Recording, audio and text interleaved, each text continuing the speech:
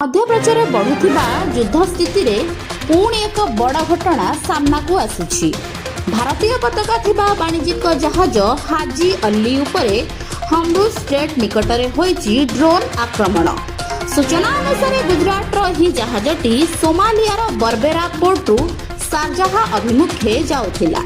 जहाजरे पशु संपद बोझेई करा जाइथिला। गतकाली राति प्राय 3:30 समय ओमान उपकूल निकटरे पहुंचवा परे जहाज उपरे हठात ड्रोन आक्रमण होइथिला। आक्रमण परे जहाजरे लागिथिला भयंकर निया। किछि समय मध्य जहाजटी समुद्र रे बुड़ी जाइथिला। घटना परे अंचल रे चलिथिला उद्धार कार्य।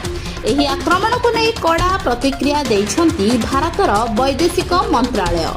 वाणिज्यिक जहाज एवं साधारण नागरिकों को लक्ष्य करी हेउथिबा आक्रमण को भारत सरकार दुर्भाग्यजनक बोली कहिछंती।